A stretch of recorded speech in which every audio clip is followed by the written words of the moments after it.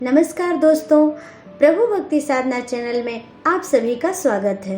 दोस्तों, द्वापर युग में जब कंस का अत्याचार बढ़ गया और धर्म की हानि होने लगी, तब देवताओं ने कंस से दुखी होकर भगवान श्री हरि विष्णु को अपनी तथा मनुष्यों की रक्षा के लिए गुहार लगाई।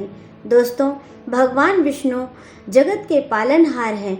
जब जब धरती पर पाप, अत्याचार और अधर्म बढ़ा है, तब तब भगवान विष्णु ने देवताओं, मनुष्यों और धर्म की रक्षा करने के लिए किसी न किसी रूप में धरती पर अवतार लिया है। भगवान विष्णु ने कंस का वध करने के लिए श्री कृष्ण अवतार में वसुदेव और देवकी की 8वीं संतान के रूप में जन्म लिया, जिनमें से देवकी की 7वीं संतान के रूप में योगमाया ने जन्म लिया, जो कि जन्म लेते ही आकाश में उड़ गई। अब आप सोच रहे होंगे कि ये तो 7वीं और 8वीं संतान की बात हुई, तो देवकी के 6 पुत्र क्यों मारे गए? हम आगे आपको यही बताने जा रहे हैं। तो आइए जानते हैं कि वो 6 पुत्र कौन थे और क्यों मारे गए।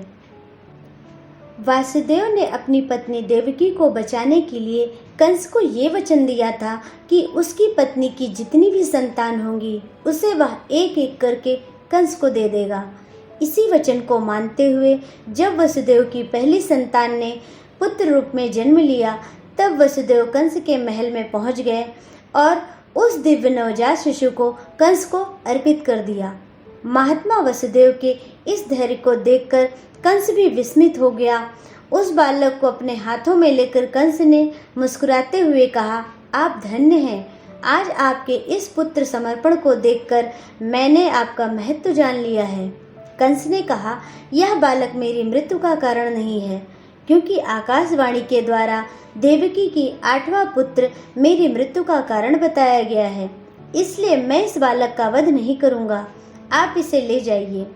आप मुझे देवकी का 8वां पुत्र दे दीजिएगा। ऐसा कहकर उस कंस ने तुरंत वह शिशु वसुदेव को वापस दे दिया। राजा कंस ने कहा कि यह सकुशल रहे। तत्पश्चात उस बालक को लेकर वसुदेव प्रसन्नतापूर्वक कारागार की ओर चल पड़े।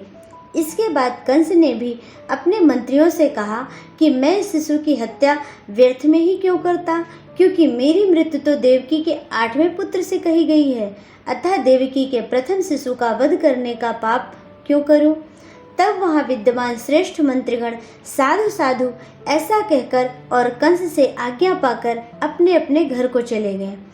उनके चले जाने पर मुनि श्रेष्ठ नारद जी वहां आ गए। उस समय उग्रसेन पुत्र कंस ने श्रद्धा पूर्वक उठकर उनके आगमन का कारण पूछा। तब नारद जी ने मुस्कुराते हुए कंस से कहा, हे कंस, मैं सुमेर पर्वत पर गया था। वहां ब्रह्मा आदि देवगण एकत्र होकर आपस में मंत्रणा कर रहे थे कि वसुदेव की पत्नी देवकी के गर्भ से भगवान विष्णु आपके संहार के उद्देश्य से अवतार लेंगे। तो फिर नीति का ज्ञान रखते हुए भी आपने उस शिशु का वध क्यों नहीं किया? कंस बोला, आकाशवाणी के द्वारा बताए गए अपने मृत्यु रूप देवकी के 8वें पुत्र का मैं वध करूंगा। नारद जी बोले, आप शुभ तथा अशुभ राजनीति नहीं जानते और देवताओं की माया शक्ति को भी आप नहीं जानते। अब मैं क्या बताऊं? क्या अपना कल्याण चाहने वाले वीर को छोटे से छोटे शत्रु की भी उपेक्षा नहीं करनी चाहिए? गणित शास्त्र की सम्मेलन क्रिया के आधार पर तो सभी पुत्र 8वें कहे जा सकते हैं। आप मूर्ख हैं, क्योंकि ऐसा जानते हुए भी आपने अपने शत्रु को छोड़ दिया। ऐसा कहकर नारद मुनि वहां से शीघ्रता पूर्वक चले गए। नारद जी के चले जाने पर कंस ने उस बालक को मंगवाकर उसे पत्थर पर पटक दिया और उस मंदबुद्धि कंस को महान सुख प्राप्त हुआ। अब यहाँ पर 2 सवाल उठाए जाते हैं। उस बालक ने ऐसा कौन सा पाप कर्म किया था जिससे जन्म लेते ही उनको दुष्टात्मा कंस ने मार डाला? दूसरा, महान ज्ञानी, धर्मपरायण तथा ब्रह्मवेत्ता होते हुए भी श्रेष्ठ मुनि नारद जी ने इस प्रकार का पाप क्यों किया? विद्वानों ने पाप करने वाले तथा पाप कराने वाले इन दोनों को समान पापी बताया है, तो फिर उन देवर्षि नारद जी ने इस पाप कर्म के लिए दुष्ट कंस को प्रेरित क्यों किया? देवर्षि नारद जी को कौतुक करना तथा कलह कराना अत्यंत प्रिय है। अतः देवताओं का कार्य सिद्ध करने के लिए उन्होंने उपस्थित होकर यह सब किया था।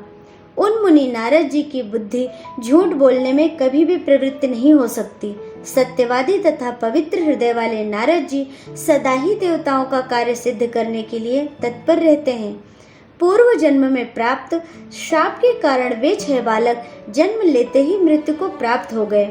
चलिए अब मैं उनके शाप का कारण बताती हूँ। स्वयं भू मनवंतर में मरीचि की भार्या ऊर्णा के गर्भ से 6 अत्यंत बलशाली पुत्र उत्पन्न हुए। एक बार ब्रह्मा जी को अपनी पुत्री सरस्वती के साथ समागम के लिए उद्यत देखकर वे हंस पड़े। तब ब्रह्मा जी ने उन्हें शाप दे दिया था कि तुम लोग का पतन हो जाए और तुम सब दैत्य योनि में जन्म लो। इस प्रकार वे 6 पुत्र कालनेमी, जी हाँ, ये वही कालनेमी है जो रामायण में महामायावी दैत्य था, कालनेमी के पुत्र रूप में उत्पन्न हुए। अगले जन्म में वे ही हिरण्यकश्यपु के पुत्र हुए, परंतु उनका पूर्व ज्ञान अभी भी बना हुआ था। अतः वे सब पूर्व शाप से भयभीत होकर उस जन्म में शांत भाव से तप करने लगे।